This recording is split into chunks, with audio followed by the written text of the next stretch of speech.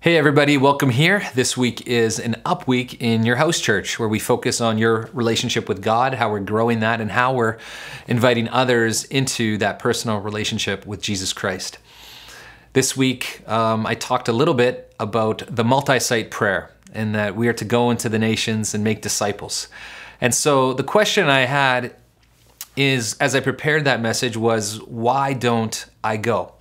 Why don't we go sometimes, and why don't I activate myself to actually make disciples? Like, am I actually making disciples? That's the question I had. Am I making disciples, or am I a spectator of it all? And is it the reason why I don't make disciples, is it based on fear? Or is it based on a real experience? Or is it more like a possible outcome? Like maybe it won't work, but you don't have any negative experiences, but you think of a reason why it might not work.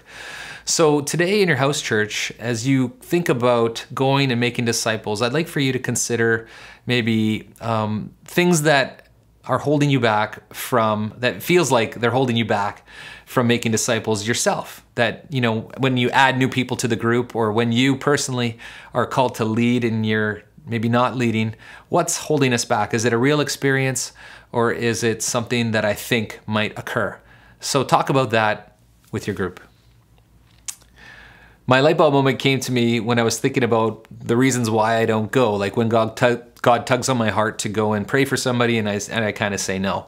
Like, why do I do that? And often I found out the reason I think I do that is because I'm basing my qualification based on my experience instead of based on my calling. It's the calling that actually gives power and authority to what I'm called to do. It's not about what I can do or have experienced or haven't experienced, about the fact that I'm called to do it. And for me, that was helping to shift me out of fear and move me more into my calling. So that to me was my light bulb moment. The arrow that I had for us, the conviction I had, actually came out of a real house church experience we had recently.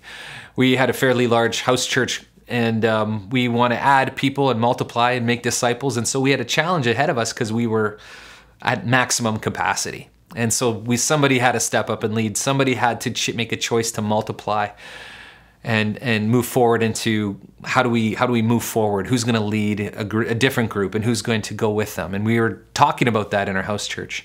And maybe today, I think the conviction is like, are we making disciples? My goal for my house church is that we would all have roles of leadership in it, that we'd all be able to make disciples, that we could all teach. There's no disqualifiers and there's no disclaimers. It doesn't say like, well, if you're educated, you can do this. Jesus just says go. It's not the fact that you have to have a certain degree in order to be able to do this. It's the fact that you have a calling on your life.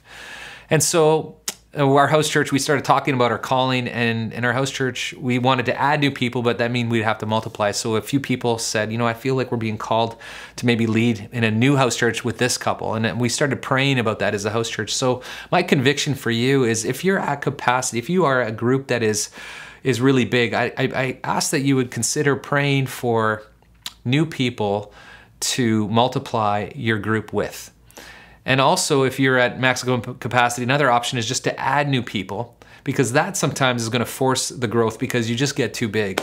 And so either way, you have a calling to make disciples. And so the challenge today is to think about that calling. Am I actually making disciples? Am I teaching, or do I just show up and sit on a seat? I ask that you would take responsibility. Maybe it's as simple as, on an up week, you decide that, hey, can I lead this week? Or on a side week, can I do that? Or on a down week, can I do this? That you step into some form of leadership and make disciples of people. So this is a challenge for us, and I leave you with that challenge in your own house church to talk about that and discuss that and pray about it. And until next time, we will see you guys again. Thanks so much for tuning in.